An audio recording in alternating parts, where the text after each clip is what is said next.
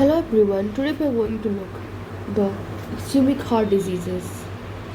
Ischemic heart diseases. तो ये होता है कि ischemic heart disease मतलब क्या होता है. So this consists of ischemic heart diseases that represent a group of related entities, group of related entities, क्योंकि रिजल्ट कैसे हो रहा है, that result from myocardial ischemia. मतलब कि there is imbalance, that is there is an imbalance between myocardium supply, that means the perfusion, and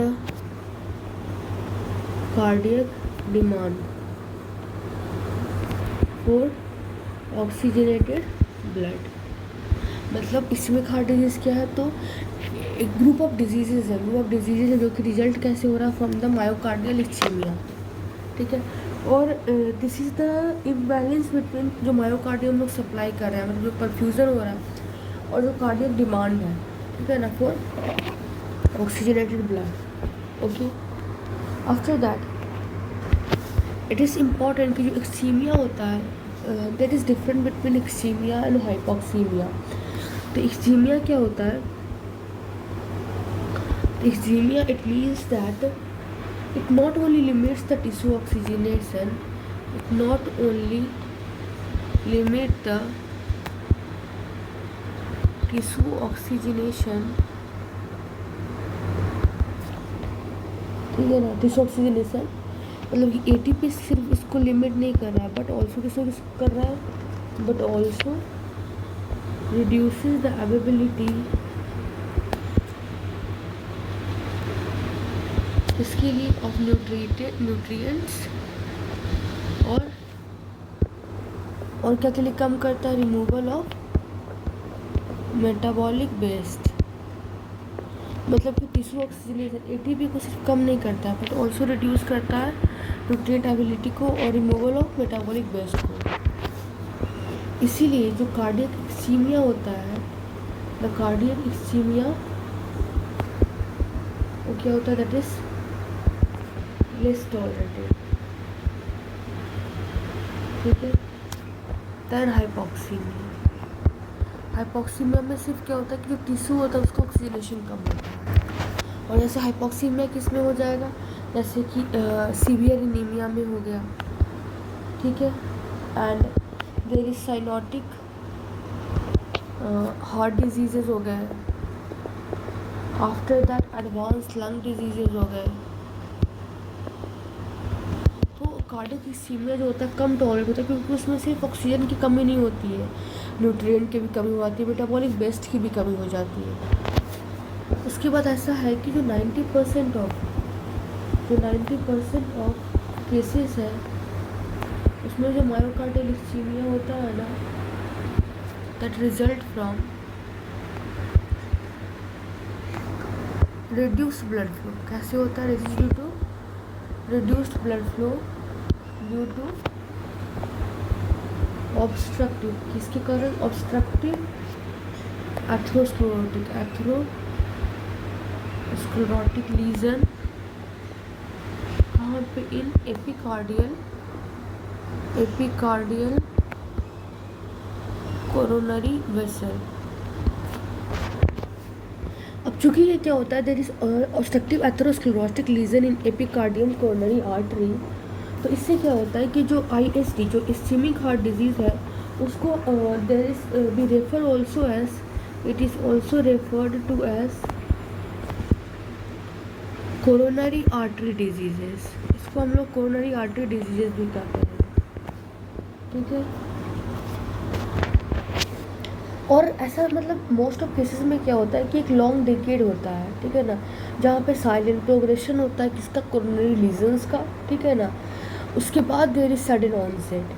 ठीक है ना. इसलिए इस्कीमिक हार्ट डिजीज़ है ये ऑफ्टन लेट मैनिफेस्टेशन होता है किसका, कोरोनरी एथेरोस्क्लेरोसिस का, जो कि बचपन में या फिर एडोलेसेंस में ही शुरू होता है, लेकिन धीरे धीरे जाकर के ये जो इस्केमिक हार्ट डिजीज़ है वो डेवलप होता है due to the coronary atherosclerosis. Okay, फिर एक ये आता है टर्म होता है कि जो इस्केमिक हार्ट डिजीज़ है ना, ठीक है ना, ये थ्रू मेनी क्लिनिकल प्रेजेंटेशन होते हैं, जैसे कि सबसे पहला में एमआई। अगर हम एमआई की बात करें, एमआई में क्या होता है, इसमें जो इस्कीमिया होता है,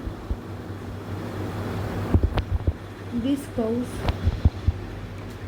फ्रैंक कार्डियक नेक्रोसिस।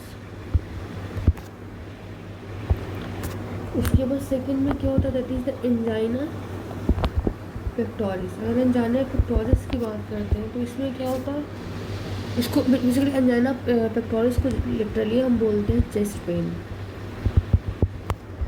इसमें क्या होता है, इस्कीमिया जो होता है that is not severe,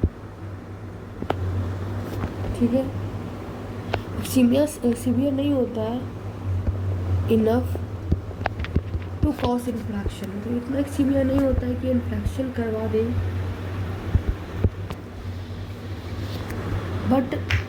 but जो सिम्टम होता है, सिम्टम्स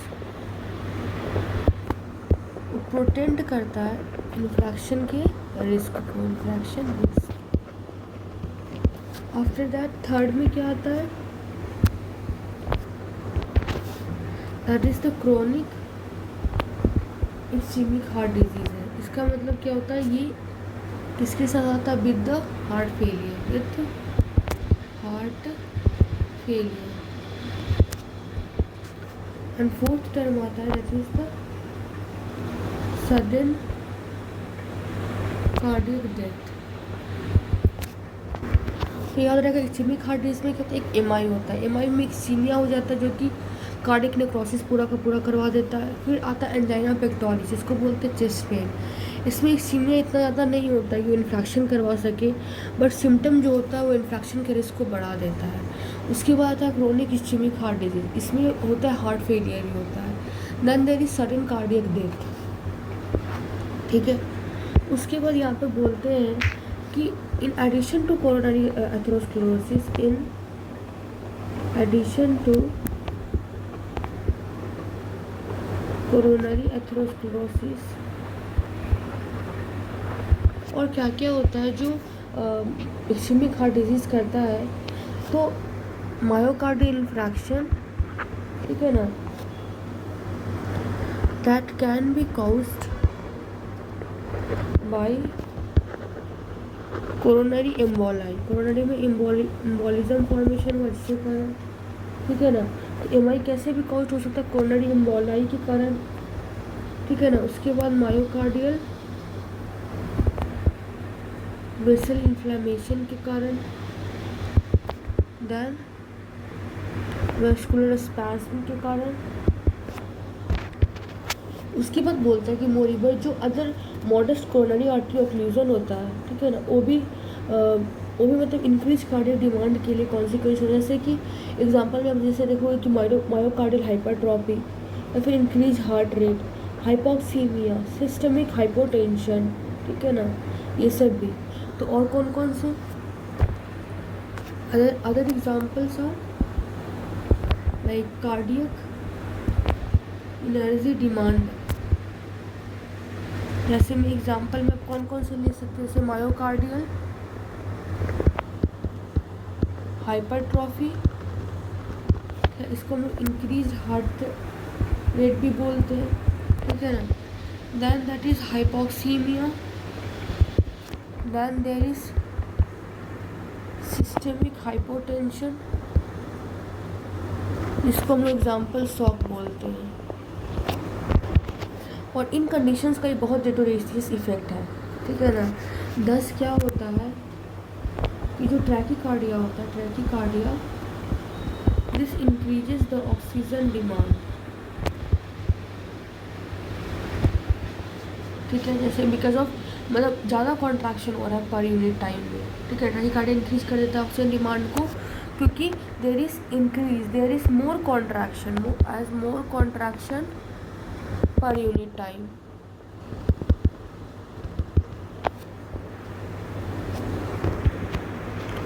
और क्या करता है, जैसे डिक्रीज कर देता है, decrease the functional supply, that means that is the by decreasing the relative time spent in diastole। जब कार्डियक परफ्यूजन होता है, ठीक है, after that we will look the pathogenesis. हम क्या देखने जा रहे हैं ना, पैथोजेनेसिस। तो पैथोजेनेसिस में हम देखते हैं कि जो डोमिनेंट जो काउज है ना, the dominant cause of ischemic heart disease syndrome क्या है, that is insufficient cardiac insufficient this is insufficient coronary perfusion होता है, that is to relative to myocardial demand। तो dominant cause of ischemic heart disease syndrome क्या होता है, that is there is insufficient coronary perfusion relative to myocardial demand. मतलब कि there is insufficient coronary perfusion and that is the relative to myocardium demand. ठीक है, मतलब कि जितना हमें कोरोनरी परफ्यूजन हो रहा है वो मायोकार्डियम डिमांड के कंपेरिजन में कम हो रहा है। तो इसका काउजेस क्या हो सकता है, तो द काउजेस कुड भी सबसे पहले क्रॉनिक, ठीक है, जिसमें क्या देखते हैं कि there is progressive atherosclerotic narrowing, इसका नैरोइंग होता है ऑफ एपिकार्डियल कोरोनरी आर्टरी। और सेकेंड में क्या है, there is variable degree of super impose acute flag change, thrombosis and vasospasm। मतलब कि there is variable degree of superimposed acute flag change, thrombosis, vasospasm। अब हम पहले देखते हैं that is the chronic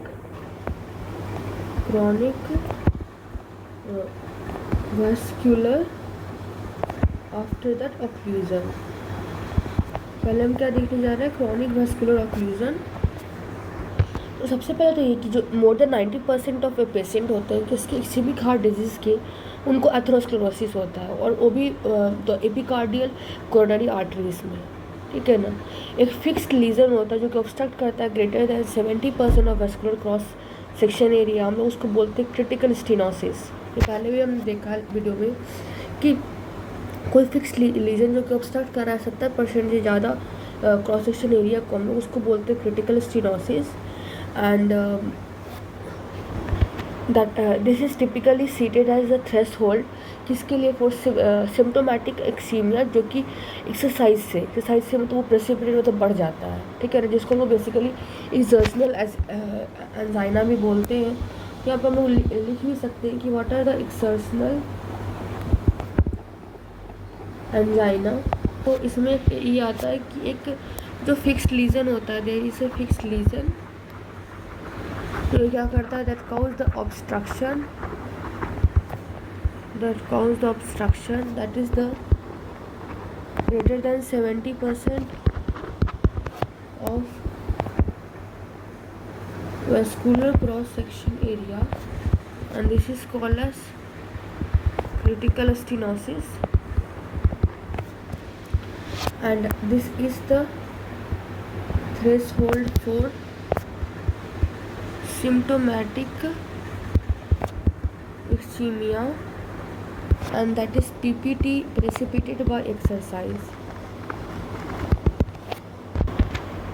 और इस डिग्री ऑफ ऑब्स्ट्रक्शन में जो कंपनसेटरी कोरोनरी आर्टरी वेसोडाइलेशन होता है वो सिग्निफिकेंट नहीं होता है कि वो मायोकार्डियल डिमांड को इंक्रीज कर सके, ठीक है। और अगर if there is obstruction of 90% of cross section area of the lumen, तो इसमें तो that lead to inadequate coronary blood flow even at rest, ठीक है।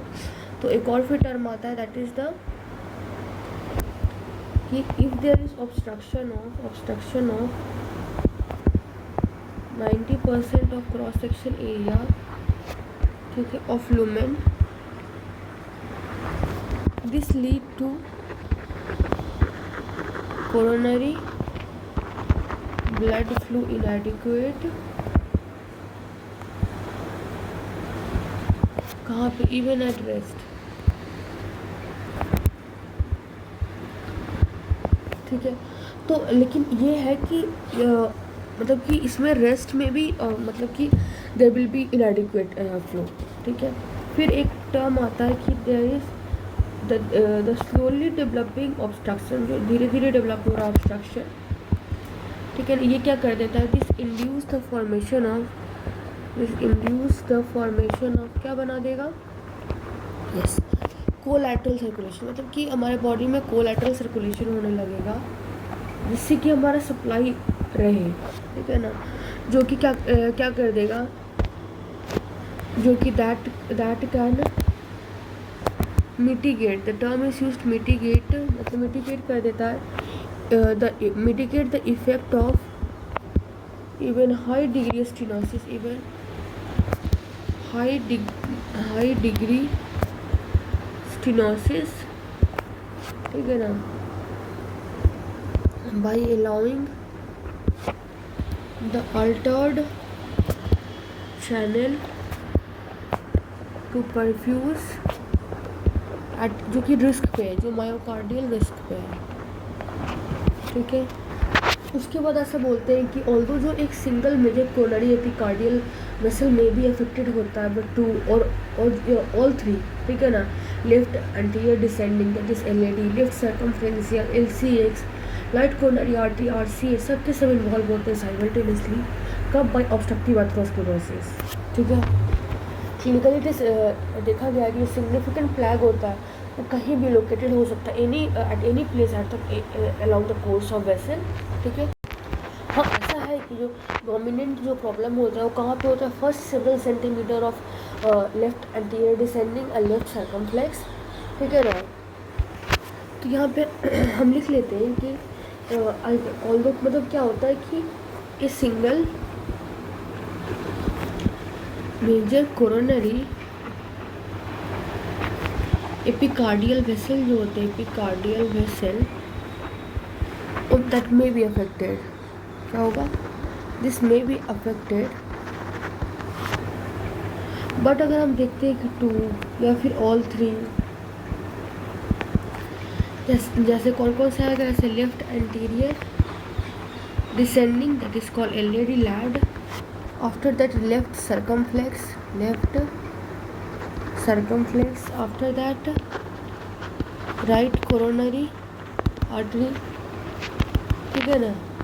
ये सब क्या होते हैं, दे आर साइमल्टेनियसली अफेक्टेड, ठीक है ना, कैसे साइमल्टेनियसली, बाय ऑब्स्ट्रक्टिव अथेरोस्क्लेरोसिस,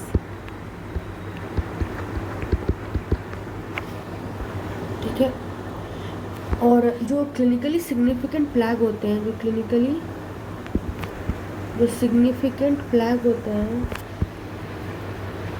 वो can be there at anywhere along the course of vessel, but ऐसा है कि they tend to predominate कहाँ पे predominate करते हैं, that is within the first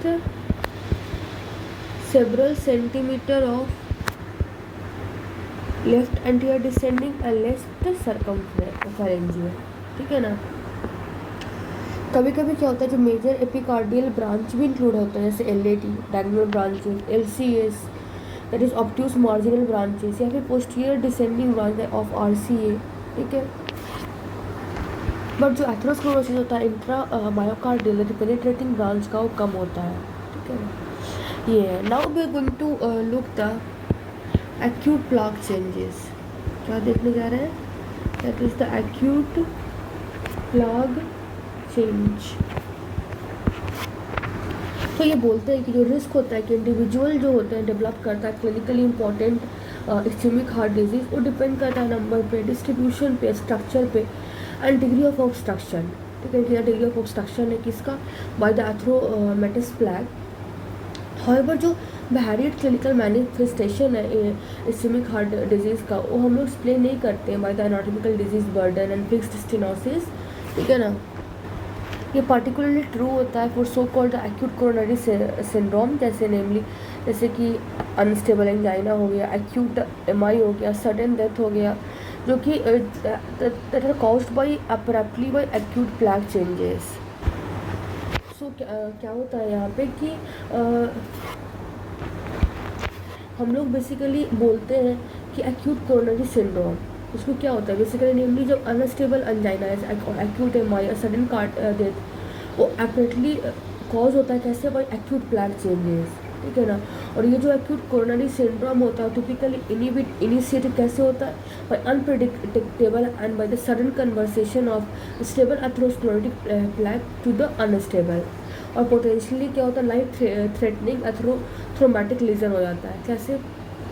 through the rupture, superficial erosion, ulceration, fissuring, deep haemorrhage, ठीक है ना, जिसको लोग एक्यूट प्लाक चेंजेस बोलते हैं, ठीक है ना। मोस्ट इंस्टेंट में क्या होगा? जो एक्यूट प्लाक चेंजेस होता है typically they are associated with intra lesion inflammation, ठीक है ना, और ये प्रेसिपिटेट कर देता है formation of super impose thrombus, जो कि पार्शियली या कम्प्लीटली ऑक्लूड कर देता है आर्टरी को, ठीक है ना। और ये remain to be seen whether aggressive anti inflammatory regions are a major to reduce the acute coronary. Basically इसमें हम यहाँ पे अभी क्या लिखेंगे? यहाँ पे हम लिखते हैं कि जो varied clinical manifestation, the varied clinical manifestation किसका? ऑफ इस्केमिक हार्ट डिजीज का, ठीक है ना।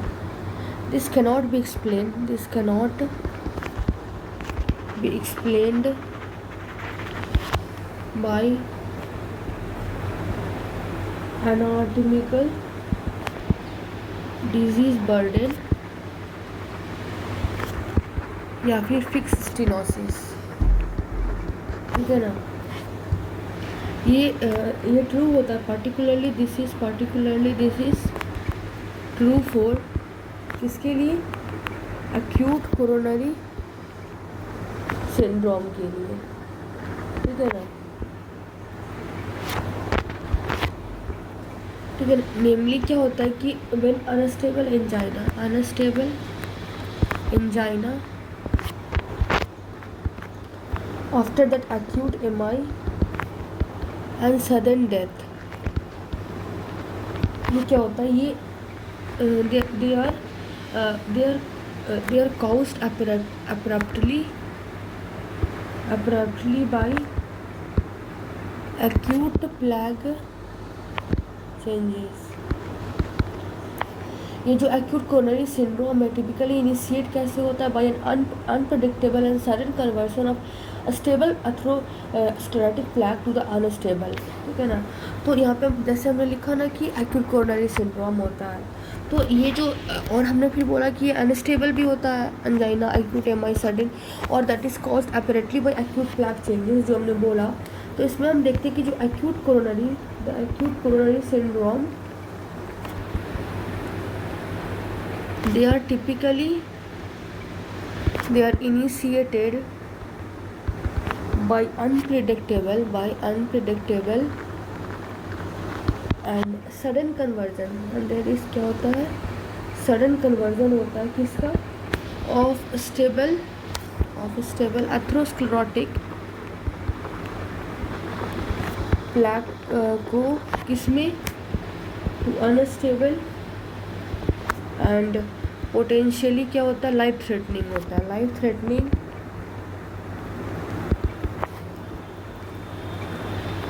एथेरोथ्रोम्बैटिक लीजन किससे? Through rupture, through superficial erosion, after that ulceration, fissuring, deep hemorrhage।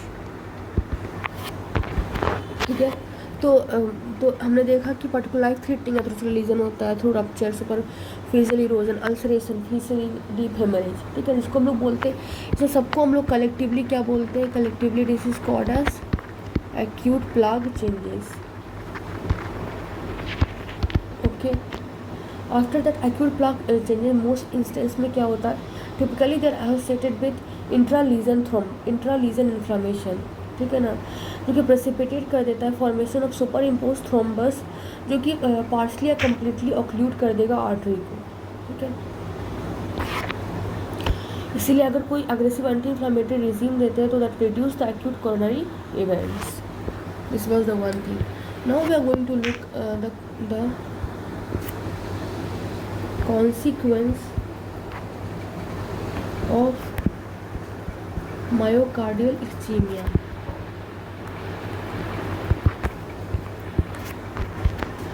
तो इसमें सबसे पहले कॉन्सिक्वेंस ऑफ मायोकार्डियल इस्कीमिया क्या होता है? सबसे पहले होता है that is the stable angina. अगर हम लोग स्टेबल एंजाइना की बात करते हैं तो ये कैसे होता है? This result from increase in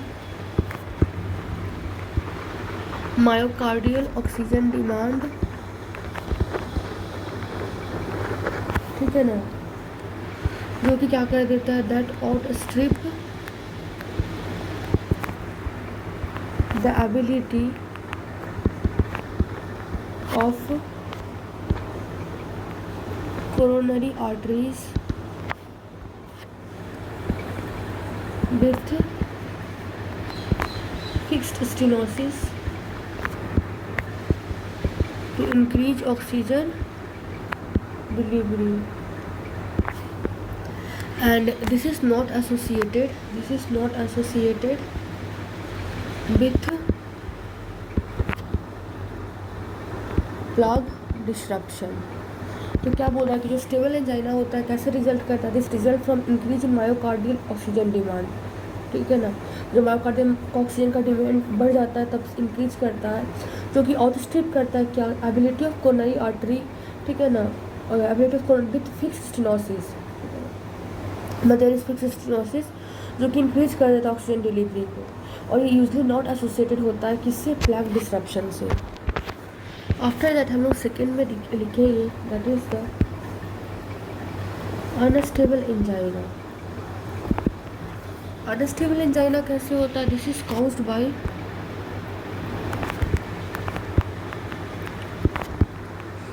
acute plaque change. तो ये क्या करता है? That result in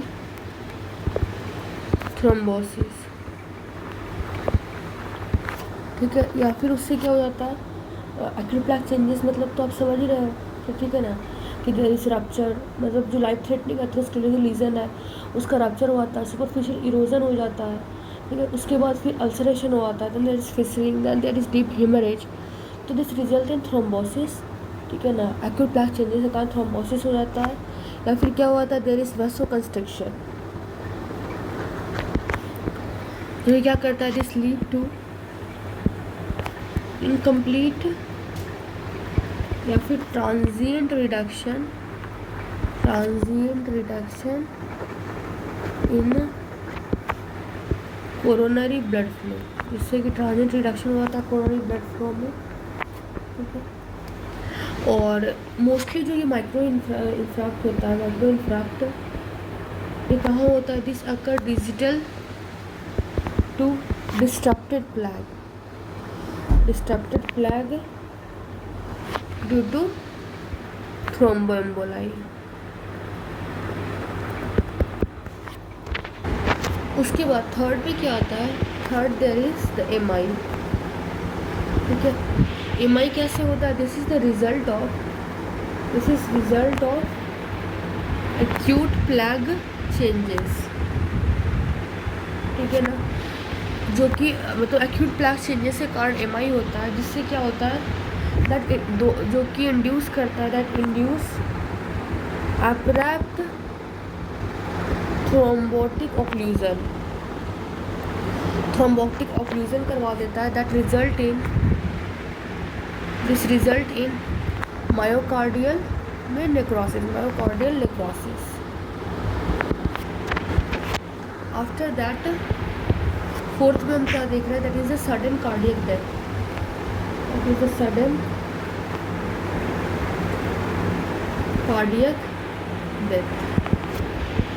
sudden cardiac death कैसे होता है? This is caused by regional myocardial इक्सीमिया। रीजनल मायोकार्डियल इक्सीमिया हो जाता है, जो ये क्या करता है, इंड्यूस करवाता है फैटल वेंट्रिकुलर नन एरिथमिया। ठीक है, ये कैसे होता है? This result from fixed stenosis या फिर एक्यूट प्लैक चेंज का कारण होता है। ठीक है, अब हम लोग देखने जा रहे हैं about angina pectoris. Now we are going to look the angina pectoris.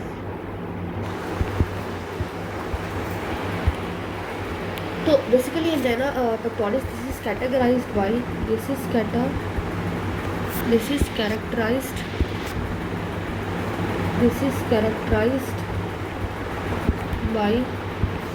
किससे? characterized by proximal,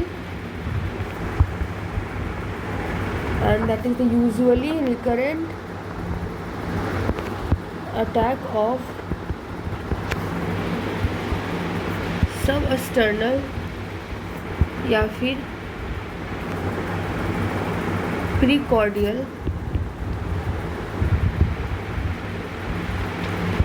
chest discomfort। ठीक है ना, जो कि काउच क्या होता है? By transient, that is the 15 second to 15 minute myocardial इक्सीमिया का। So it is that is insufficient to induce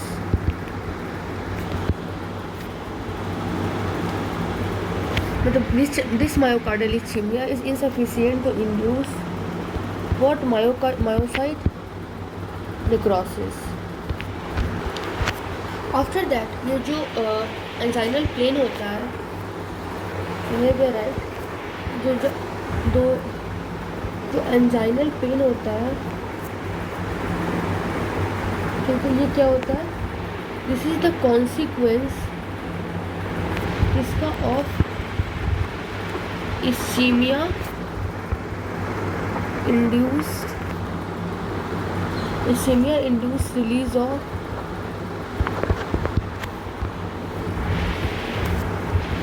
किसका? Adenosine, after that bradykinin. ठीक है, आफ्टर दैट अदर मॉलिक्यूल्स जो कि दैट स्टिमुलेट सिंपैथेटिक एंड इसका vagal afferent nerve. After that 3 type of overlapping pattern of angina pectoris हमें दिखता है। ठीक है ना, कॉज्ड बाय कैसे varying combination of, there is decrease diffusion, there is increase demand, there is coronary artery pathology, सबको को मिला कर। ठीक है ना, इम्पॉर्टेंटली जितने भी इस्कीमिक इवेंट होते हैं, जो कि नॉट ऑल इस्कीमिक इवेंट जो होते हैं परसीव होते हैं पेशेंट से। ठीक है ना, साइलेंट इस्कीमिया पर्टिकुलरली कॉमन होता है, जिसमें जियाट्रिक पॉपुलेशन में और इन द डायबिटिक न्यूरोपैथी। ठीक है, तो ये तो हमें समझ गया एंगुलर पेन कैसे होता है, consequence of ischaemic induce release of adenosine, bradykinin और अदर मॉलिक्यूल जो कि स्टिमुलेट करता है sympathetic and vagal afferent nerve को। ठीक है, अब हम लोग जो क्लासिफिकेशन ऑफ एंजाइना पेक्टोरिस है उसको देखते हैं। एंड उसमें सबसे पहले हम देखते हैं कि देयर इज स्टेबल, या फिर हम लोग इसको बोलते हैं टिपिकल एंजाइना, और भी हम लोग दो और देखेंगे, that is the fringe metal variant angina, और फिर थर्ड में देखेंगे अनस्टेबल या फिर क्रिसेंडो एंजाइना। तो सबसे पहले स्टेबल या फिर टिपिकल एंजाइना क्या है? This is the most common form of angina, this is the most common form of angina. And ये कैसे होता है? This is caused by imbalance, कहाँ पे? इन कोरोनरी परफ्यूजन, मतलब कोरोनरी परफ्यूजन में इम्बैलेंसमेंट है। क्यों? Due to, this is due to chronic stenosis coronary atherosclerosis. तो this is the most common form of angina, जो कि कैसे होता है? Due to the imbalance in coronary perfusion, that is your chronic stenosing, मतलब कि वहाँ पे क्रॉनिक स्टेनोटिंग मतलब वहाँ पे जो प्लैक बन गया है, और कोरोनरी एथेरोस्क्लेरोटिक, ठीक है ना। और क्रॉनिक स्टेनोटिक कोरोनरी एथेरोस्क्लेरोसिस है, ठीक है ना, मतलब कोरोनरी परफ्यूजन में इम्बैलेंस है। And this is relative to, relatively ही हम लोग बात करते हैं, this is relative to myocardial demand. ठीक है, लेकिन एक बात है जो कि स्टेबल जो टिपिकल एंजाइना होता है, this not occur at rest, this is not occur at rest, ठीक है ना। ये इंड्यूस होता है, this is induced by activity, जो कि that increase the energy requirement, ठीक है, ऑफ हार्ट, जैसे कि physical activity, emotional requirement, psychological stresses, ठीक है। और एंजाइना पेक्टोरिस को हम लोग क्लासिकली कैसे डिस्क्राइब करते हैं? दैट इज़ ऐसे क्रशिंग या फिर स्क्वीजिंग सब एक्सटर्नल सेंसेशन, जो कि रेडिएट करता है कहाँ पे? लेफ्ट आर्म में, लेफ्ट जॉ में, जिसको हम लोग बोलते हैं रेफर्ड पेन, ठीक है ना। और ये पेन यूजली रिलीव्ड होता है जब हम लोग डिक्रीज कर देते हैं डिमांड को, या फिर हम लोग वैसोडाइलेटर दे देते हैं, जैसे नाइट्रोग्लिसरीन, कैल्शियम चैनल ब्लॉकर्स, ठीक है ना, ताकि इंक्रीज परफ्यूजन हो जाए। हमने क्या देखा इसमें? जो स्टेबल, जो टिपिकल एंजाइना है, कॉमन फॉर्म ऑफ एंजाइना है, जो कि कैसे होता है? Due to the imbalance in coronary perfusion, ठीक है, relative to the myocardial demand. और स्टेबल एंजाइना जो रेस्ट पे नहीं होता है, जब पेशेंट को एनर्जी रिक्वायरमेंट बढ़ जाता है, फिजिकल एक्टिविटी, इमोशनल एक्साइटमेंट या साइकोलॉजिकल स्ट्रेस तब बढ़ता है, ठीक है। जो एंजाइना पेक्टोरिस होता है वो बेसिकली इट इज़ क्लासिफिकली, मतलब कि जो ये इंपॉर्टेंट है कि कहाँ पे रेडिएट करता है। तो here we are going to write कि जो एंजाइना पेक्टोरिस होता है, जो एंजाइना पेक्टोरिस होता है,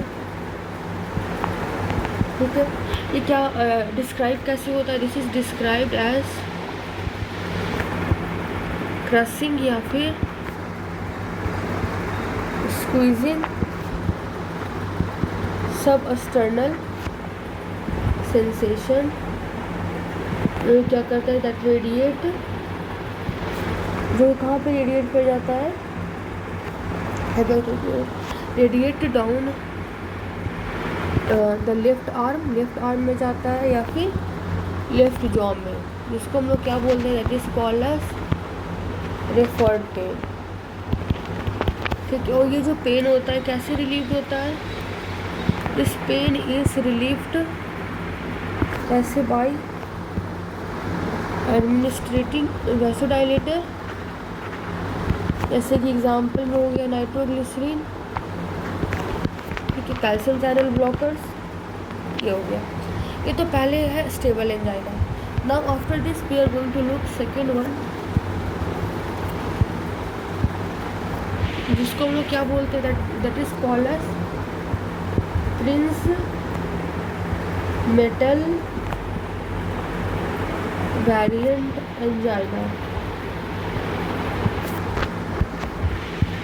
फ्रिंज मेटल या फिर वेरिएंट एंजाइना किसको बोलते हैं? This is the an uncommon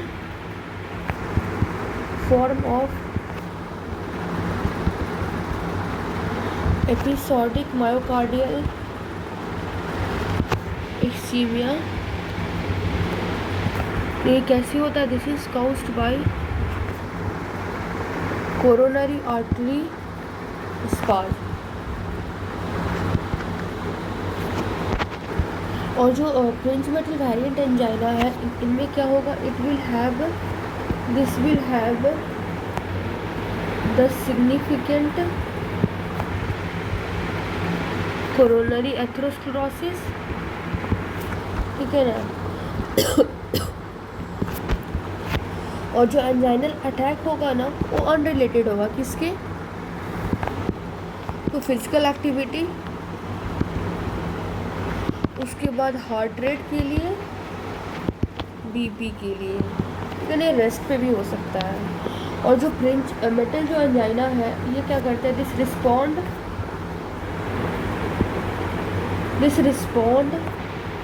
promptly किसके लिए? To vasodilator. तो basically Prinzmetal variant angina क्या है? इट इज़ एक uncommon form of episodic myocardial ischaemia, क्योंकि कैसे होता है? कोरोनरी आर्टरी में स्पाज्म होने से, ठीक है ना। इंडिविजुअल जिसका फ्रिंज मेटल वेरिएंट एंजाइना है, ये क्या होता है? दिस ऑल्सो हैव सिग्निफिकेंटली, इसको कोरोनरी एथेरोस्क्लेरोसिस होता है, एंजाइनल अटैक होता है, जो कि अनरिलेटेड होता है फिजिकल एक्टिविटी से, हार्ट रेट से, बीपी से, और ये रेस्ट पे भी हो सकता है। After that third we are going to look, third में क्या है? दिस इज द अनस्टेबल, या फिर इसको हम लोग क्या बोलते हैं? Crescendo angina. तो जो क्रिसेंडो एंजाइना होता है, इसमें बेसिकली क्या होता है? इट हैज़ द पैटर्न, मतलब इसमें prolonged, that is greater than 20 minute, या फिर इसमें क्या होता है? There is severe angina. अब इसमें प्रोलॉन्ग्ड या फिर ग्रेटर देन 20 मिनट से सीवियर एंजाइना होता है, तो ये क्या होता है? ये प्रेसिपिटेट होता है कैसे? By lower level of physical activity, या फिर क्या होता है? At rest also. जो अनस्टेबल एंजाइना है वो एसोसिएटेड कैसे होता है? प्लैक का डिस्ट्रक्शन से, या फिर superimpose thrombosis, distal embolism of thrombus, या वैसोस्पाज्म, ठीक है ना। तो ये कैसे होता है? This is associated with plaque का डिस्ट्रक्शन हो गया, प्लैक डिस्ट्रक्शन, या फिर there is superimposed thrombosis, या फिर there is distal embolism of thrombus, ठीक है। This was all about angina pectoris. In the next video, we will look about the MI. Thank you everyone.